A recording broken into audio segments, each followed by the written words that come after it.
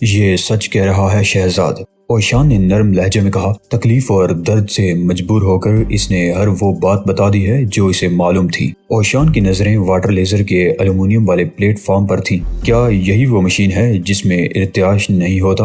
اس نے ٹائیگر سے پوچھا۔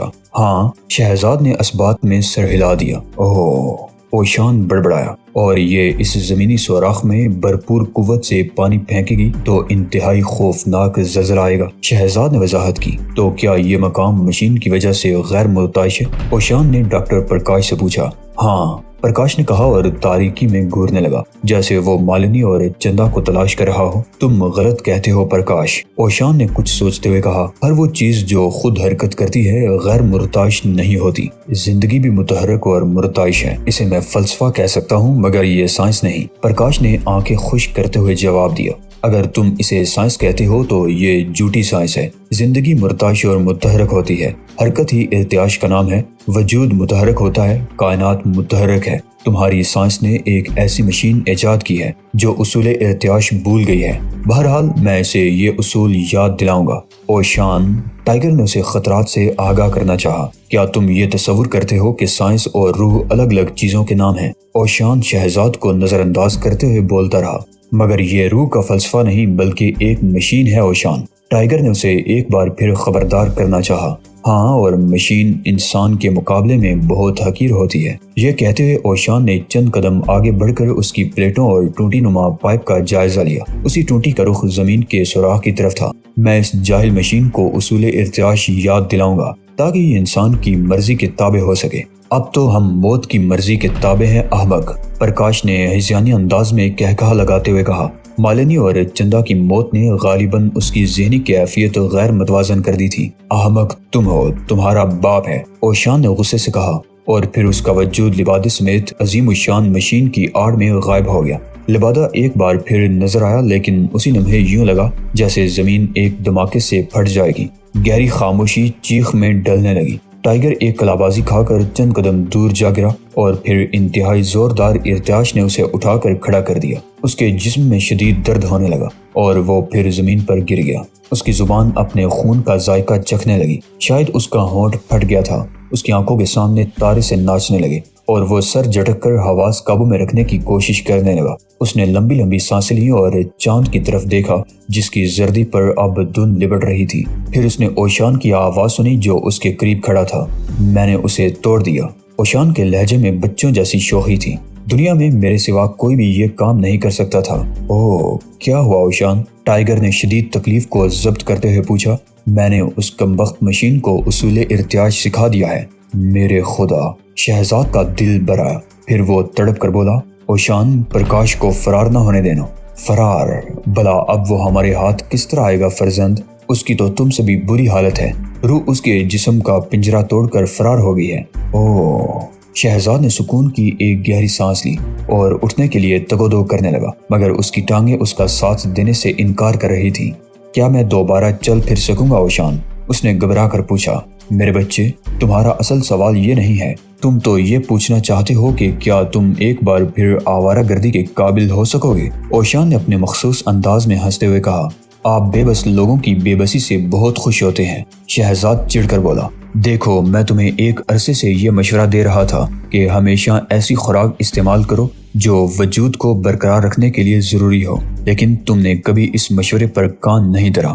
پھر میں نے تمہیں یہ نصیحت کی کہ اپنے ذہن کو صحت مند خیالات کی جگہ بنا لو، لیکن تم مالنی اور چندا جیسی لڑکیوں کے ساتھ تالاب میں غسل کرنے میں خوش رہے اور اب تم اپنی بے بسی کی باتیں کر رہے ہو، مدد چاہتے ہو۔ بھلا میں یہ کیسے یقین کر لوں کہ تم میری یہ مدد بھی نہیں ٹھکراؤ گے؟ اوشان اسے پوری طرح زج کرنے میں مصروف تھا۔ آپ جو کہیں گے میں وہی کروں گا مختصر باپ، شہزاد نے غصیلے انداز میں چیخ کر کہا۔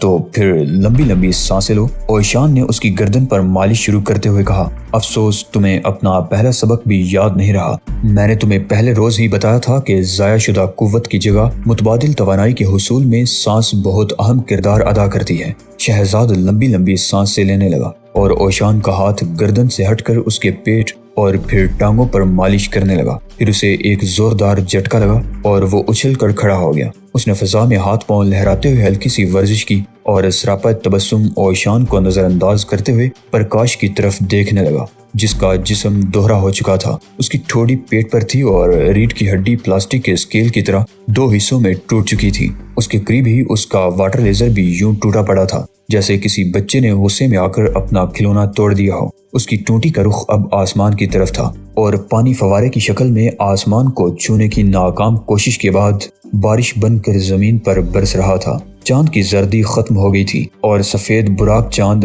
سیاہ بدلیوں کی طرف لپک رہا تھا۔ یہ سب کیسے ہوا اوشان؟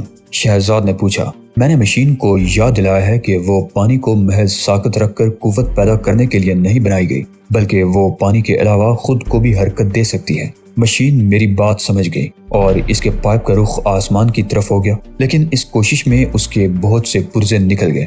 یوں یہ ناکارہ ہو گئی اور پانی کو بھی راہ فرار مل گئی۔ اوہ، اس کا مطلب تو یہ ہوا کہ آپ الیکٹرک شیونگ مشین بھی ٹھیک کر سکتے ہیں؟ شہزاد نے مسکراتے ہوئے پوچھا۔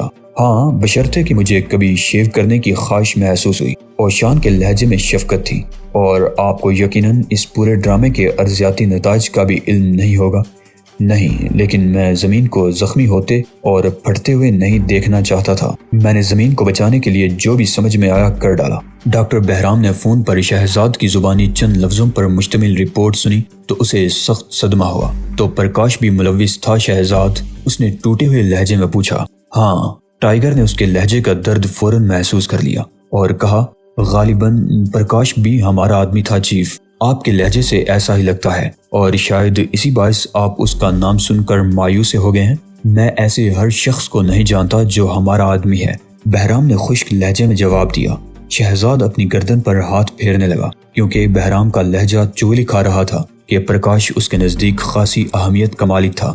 باپ رے، ہمارا آدمی، شہزاد نے مسکراتے ہوئے کہا، اور وہ بھی ایسا جو اپنے ملک کو تباہ کرنے کے لیے حد سے گزر جائے۔ شہزاد نے ٹیلی فون بوتھ سے نکلنے کا ارادہ ترک کرتے ہوئے اپنی ایک انگلی سے ٹیلی فون کے سکے والا باکس کھولا، سکے مٹھی میں بھرے اور پھر بوتھ سے نکل کر تمام سکے اس طرف اچھال دیے جہاں 1 میل دور پرکاش، مالنی اور چندا کی لاشیں پڑی تھیں۔ ٹائیگر اس وقت بہت موڈ میں تھا۔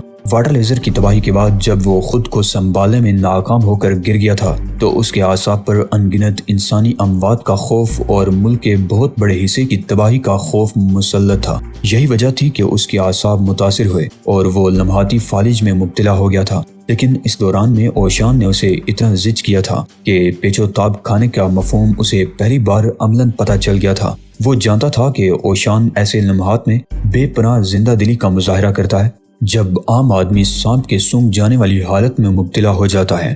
مالنی اور چندا کے سلسلے میں اس نے اسے بعد میں اتنا زج کیا کہ وہ بے حد جلا کر گھر سے نکل کھڑا ہوا تھا اور پھر اس نے سڑک کے کنارے کنارے باقاعدہ دوڑ ہی لگا دی تھی۔ وہ تو اچھا ہوا کہ ٹائیگر کا رخ مضافات کی طرف تھا، ورنہ اگر وہ شہزاد کی جانب یوں دوڑتا تو لاکھوں کا مجمع بھی اس کے پیچھے دوڑ پڑتا۔ اس کی ٹانگیں تیزی سے حرکت کر رہی تھی اور وہ ایک مشینی آدمی ہی لگتا تھا۔ اگر پہلو سے کوئی اسے دیکھتا تو یوں محسوس کرتا جیسے وہ 2 ٹانگوں کی بجائے 4 ٹانگوں والا کوئی آدمی ہے۔ ٹانگوں کی تیز ترین حرکات سے کچھ ایسا ہی لگ رہا تھا۔ دوڑتے دوڑتے وہ ایک جگہ رک گیا۔ اس نے گہری گہری سانسیں لی اور ادھر ادھر دیکھنے لگا۔ نہ جانے کیوں اچانک ہی اسے ایک عجیب سے احساس نے گھیر لیا۔ یوں لگا جیسے نرم نرم سی آنکھیں کہیں دور سے اسے دیکھ رہی ہوں، لیکن آنکھوں میں نرماہٹ ہی نہیں، محبت بھی تھی۔ وہ آس پاس دیکھتا رہا لیکن حد نگاہ میں کوئی بھی زیرو دکھائی نہ دیا۔ تب اچانک ہی ایک جاڑی میں ہلچل سی مچ گئی۔ وہ اچھل کر ادھر بھاگا۔ وہ ایک چھوٹا سا ہرن تھا۔ ہرن کلانچے بھرتا ہوا دوڑا تو ٹائیگر بھی اس کے پیچھے ہی لپک پڑا اور چند ہی لمحوں میں ہرن اور وہ دونوں آمنے سامنے کھڑے ایک دوسرے کی طرف دیکھ رہے تھے۔ ہرن کی معصوم آنکھوں میں اب بے چارگی کی جھلک تھی جبکہ ٹائیگر اسے محبت سے دیکھ رہا تھا۔ ہیلو سویٹ ہارٹ، وہ اس کے منہ پر پیار سے انگلی پھیر کر نرم ترین آواز میں بولنے لگا۔ میں نے جن نگاہوں کی گرماہٹ محسوس کی تھی، اگر وہ تمہاری ہی آنکھیں تھیں تو یقین کرو کہ میں تمہاری محبت نہ صرف محسوس کر چکا ہوں بلکہ میں نے اسے دل و جان سے قبول بھی کر لیا ہے۔ وہ اتنی نرم اور مٹھاس سے بھرپور آواز میں بول رہا تھا کہ ہرن کی آنکھوں سے خوف اور بے بسی کے سائے چھٹنے لگے۔ تمہاری آنکھوں کی یہ معصومیت بتاتی ہے کہ تم نے مجھے پیار کی نگاہ سے دیکھا تھا اور شاید تمہیں مجھ کو دوڑتے دیکھ کر شک کا احساس ہوا تھا۔ ہرن کی آنکھوں سے اب واقعی محبت ظاہر ہونے لگی تھی۔ آج سے ہم دونوں دوست ہیں۔ ٹائیگر نے اس کی تھوتنی پر ہونٹ جھکاتے ہوئے کہا۔ ہرن نے آنکھیں بند کر لی۔ اس کی کپکپاہٹ بھی ختم ہو گئی تھی اور اب وہ پوری طرح آرام ہو چکا تھا۔ تم میرا نام نہیں جانتے، میں شہزاد ہوں۔ مجھ میں ٹائیگر کی خصوصیات پائی جاتی ہیں، لیکن تمہیں مجھ سے ڈرنے کی کوئی ضرورت نہیں۔ میں جنگلی ٹائیگر نہیں، شہری ٹائیگر ہوں۔ لیکن دوست، وہ رک گیا اور یوں بن گیا جیسے کسی گہری سوچ میں ہو۔ تمہارا کوئی نام بھی تو ہونا چاہیے۔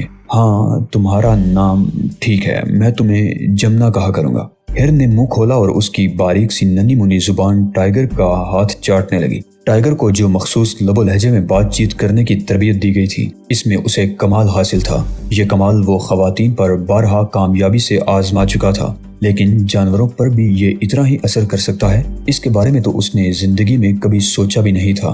ہرن کے اس بچے سے ملاقات کے بعد ٹائیگر کا موڈ بے حد خوشگوار ہو گیا تھا۔ اس کے انداز سے جلاہٹ دور ہو گئی تھی۔ وہ ہرن کے بچے کو چھوڑ کر کھڑا ہو گیا۔ اس کا خیال تھا کہ ہرن اس کی گرفت سے نکلتے ہی چوکڑیاں برتا ہوا بھاگ جائے گا، لیکن ایسا نہیں ہوا۔ وہ معصوم سا بچہ اپنی تمام تر معصومیت کے ساتھ اس کی طرف دیکھ رہا تھا۔ ٹائیگر کا دل خوشی کے اثر سے بھر گیا۔ وہ 2 قدم چلا تو ہرن کا بچہ اس کے پیچھے چلنے لگا۔ ٹائیگر نے آہستہ آہستہ دوڑنا شروع کر دیا۔ ہرن بھی اس کے پیچھے دوڑنے لگا۔ دوڑتے دوڑتے وہ بار بار اس کی ایڑیوں پر منہ مارنے کی کوشش کر رہا تھا۔ غالباً وہ حیران تھا کہ ٹائیگر کی ٹانگیں اتنی تیزی سے اور اس قدر خوبصورت انداز میں کیسے حرکت کرتی ہیں۔ دونوں آگے پیچھے دوڑتے رہے۔ ٹائیگر نے کھلی فضا میں رک کر گہری گہری سانسیں لی۔ ہرن کا بچہ اس کے قریب کھڑا رہا۔ جمنا، اس نے ہرن کی طرف دیکھ کر کہا، تمہاری ماں کہاں ہے؟ ہرن کے بچے نے آگے بڑھ کر اس کا ہاتھ چاٹنا شروع کر دیا۔ اوہ ہاں ہاں، ٹائیگر کھلکھلا کر ہنس پڑا۔ ٹھیک ہے، میں تمہیں گود لوں گا۔ وہ ہنستا رہا اور جمنا سے باتیں کرتا رہا۔ بڑی دیر بعد اسے احساس ہوا کہ ایک طویل عرصے بعد اس پر یہ جذباتی سی کیفیت طاری ہوئی ہے۔ اس کیفیت کی وجہ نامعلوم تھی۔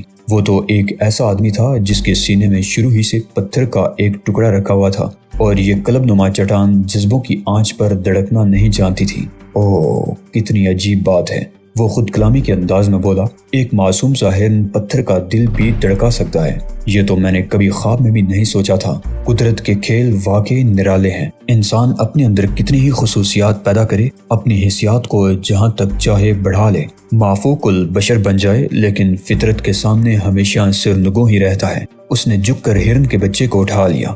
جمنا بیٹے، چلو گھر چلیں، اس نے کہا، اور اسے خود اپنی ہی آواز اجنبی محسوس ہونے لگی۔ پھر اس نے خود پر قابو پایا اور مسکرانے لگا۔ اس کی زندہ دلی اود کر آئی اور وہ ہرن کے سر پر ہاتھ پھیرتے ہوئے بولا، لیکن گھر جا کر اچھے بچوں کی طرح رہنا۔ تمہارے دادا جان جسامت کے اعتبار سے تو کسی ہرن ہی کے خاندان سے تعلق رکھتے ہیں، لیکن ان کا چڑچڑاپن کبھی کبھی برداشت سے باہر ہو جاتا ہے۔ اور سنو، وہ جب کبھی بہت خوش ہوتے ہیں تو ان کے ہنسنے پر کسی بدخے کی کہہ کا گمان ہوتا ہے۔ یہ کہہ کر وہ اوشان کے مخصوص انداز میں ہنس پڑا۔ وہ ہرن کا بچہ اٹھائے واپس چل دیا۔ سڑک پر ایک سنگ میل دیکھ کر اسے ٹھٹک جانا پڑا۔ یہ سنگ میل بتاتا تھا کہ وہ شہر سے 22 میل دور نکل آیا تھا۔ آس پاس جنگل تھا اور دور دور تک جھاڑیاں ہی جھاڑیاں پھیلی ہوئی تھی۔ اس نے ایک طویل سانس لی اور سڑک کے کنارے کنارے دوڑنے لگا۔ سڑک حد نگاہ تک ویران پڑی تھی۔ پہل ہرن کا بچہ اس کی گود میں قدرے کسمس آیا۔ پھر اس نے اس کے بازو پر اپنی دھوتنی جما کر آنکھیں بند کر لی۔ گھر پہنچ کر اس نے اوشان کے کمرے کا رخ کیا اور پھر نیم واد دروازے میں ہرن کا بچہ گود سے اتار کر اسے آہستہ سے اندر دھکیل دیا۔ اندر اوشان کمل کا آسن جمائے بیٹھا تھا۔ ٹائیگر کھڑکی کے قریب کھڑا ہو کر اندر جھانکنے لگا۔ وہ دیکھنا چاہتا تھا کہ اوشان پر ہرن کے اس بچے کا کیا رد عمل ہوتا ہے۔ ہرن کا بچہ دروازے کے اندر گومگو کی حالت میں کھڑا رہا۔ اس کی نگاہیں اوشان پر جمی ہوئی تھی اور غالباً وہ اسے دیکھ کر حیران ہو رہا تھا۔ اوشان کی آنکھیں اب بھی بند تھیں۔ یوں لگتا تھا جیسے اس کو کمرے میں کسی کی موجودگی کا سرے سے احساس ہی نہ ہو۔ ہرن کے بچے نے ایک پاؤں اٹھایا، پھر دوسرا، اور آہستہ آہستہ آگے بڑھنے لگا۔ ٹائیگر مسکراہٹیں دبائے کھڑا یہ دلچسپ منظر دیکھتا رہا۔ اوشان کے قریب پہنچ کر ہرن رک گیا۔ پھر اس کی ننھی سی تھوتنی آگے بڑھی اور وہ اوشان کو سونگنے میں مصروف ہو گیا۔ سبھاش چند دیوانہ ہو رہا تھا۔ اسے توقع نہیں تھی کہ ممتاز حسین کی املاک خرید کر سٹور چلانے والا یہ نوجوان شہزاد اس کے لیے اتنی بڑی پریشانیوں کا باعث بن سکتا ہے۔ اس نے ابھی ریسیور رکھا تھا اور اس کے ذہن میں ابھی تک گربن سنگھ کی باتیں گونج رہی تھیں۔ امر ناتھ کی موت بڑی ہی عبرت ناک تھی اور گربن سنگھ نے جو کچھ بتایا تھا اس کے تحت سبھاش چند اس بات کی توقع کر سکتا تھا کہ اب موت اس سے زیادہ دور نہیں ہے۔ امر ناتھ اس کا ایک بہترین آدمی تھا۔ اس کے ضائع ہو جانے پر وہ جتنا بھی افسوس کرتا کم تھا، لیکن افسوس کرنے کے بجائے اسے تو خود اپنی ہی جان کے لالے پڑ گئے تھے۔ وہ اس وقت اپنی مخصوص نشست گاہ میں بیٹھا تھا۔ پسینے کے قطرے اس کی پیشانی پر یوں نظر آ رہے تھے جیسے ٹھنڈے گلاس کی سطح پر جلملاتے ہیں۔ اچانک اسے اطلاع دی گئی کہ دارالحکومت سے ایک سادہ لباس والا ملاقات کے لیے آیا ہے۔ سبھاش چند کچھ دیر تو فکر و تردد میں مبتلا رہا، پھر اس کی آنکھیں کسی انوکھے خیال کے تحت چمک اٹھی۔ اس نے اپنی حسین و جمیل سیکریٹری کی طرف دیکھا جو تشویش کی نگاہ سے اس کی جانب نگراں تھی۔ میرا خیال ہے منوہر آیا ہے، تم جا کر اس کے لیے رقم نکال لاؤ، اس نے سیکریٹری کو حکم دیا اور مسکرانے لگا۔ سیکریٹری اسبات میں سر ہلاتی ہوئی اٹھ کھڑی ہوئی، لیکن وہ حیران تھی کہ اس کا باس دارالحکومت سے آنے والے اس سادہ لباس والے پولیس مین کی آمد پر پہلے تو کبھی اتنا خوش نہیں ہوا کرتا تھا۔ آج نہ جانے کیا بات ہے۔ سیکریٹری ایک برطانوی نژاد لڑکی تھی اور سبھاش چند اس کی ذہانت اور حسن کے پیش نظر اسے وائٹ فاکس کہا کرتا تھا۔ وہ دوسرے کمرے میں موجود تجوری کی طرف بڑھ گئی۔ سبھاش چند کی مخصوص نشست گاہ کے فرش پر سفید قالین بچھا ہوا تھا۔ یہ قالین اتنا اجلا اور بے داغ تھا کہ اس پر سفید سفید برف کا گمان ہوتا تھا۔ اس کی اجازت سے جب سادہ لباس والا نشست گاہ میں داخل ہوا تو سبھاش چند کی آنکھوں میں نظر آنے والی چمک یک یک ماند پڑ گئی۔ گزشتہ 2 سال سے منوہر ہی اس سے وصولی کے لیے آتا تھا، آج چیف نے کسی اور کو بھیج دیا تھا۔ وہ شخص اندر آیا اور اس نے نہایت آہستگی سے عقب میں دروازہ بند کر دیا۔ اس کی چال میں بلی کے انداز جیسی خاموشی اور چیتے جیسا وقار تھا۔ کمرے میں آ کر اس نے ہاتھ اٹھاتے ہوئے آداب سے کہا، پھر ایک صوفے کی نرماہٹوں میں دھنس گیا۔ اس کی آنکھیں سرد تھیں اور اس پر ساکت ہونے کا گمان ہوتا تھا۔ سبھاش چند نے قیمتی گلاسوں میں سرخ سرخ شراب انڈیلی اور گلاس کی طرف انگلی سے اشارہ کرتے ہوئے کہا، پیو آفیسر، میری سیکریٹری راتب لا رہی ہے۔ لفظ راتب پر نوارد کی آنکھوں میں ایک ہلکا سا تاثر پیدا ہوا جو لمحے بھر ہی میں زائل ہو گیا۔ اس نے جواب دینے کی بجائے اپنی کلائی کی گھڑی پر نگاہ ڈالی اور نفی میں سر ہلا کر انکار کر دیا، نسوار چلے گی۔ سبھاش چند نے اس کے پروقار انداز سے متاثر سوال کیا۔ اس بار بھی نوارد نے سر کو منفی جنبش دی تھی، اس لیے سبھاش کو وضاحت کرنی پڑی۔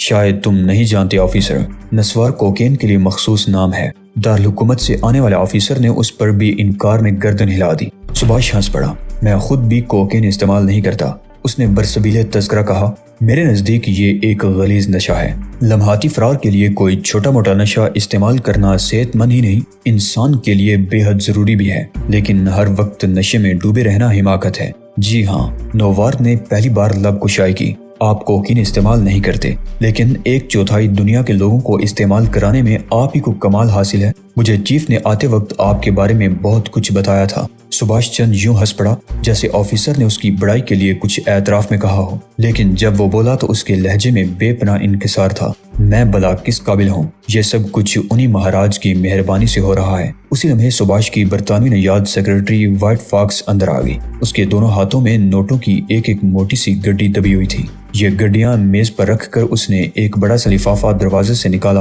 اور پھر سارے نوٹ اس میں ڈال دیے۔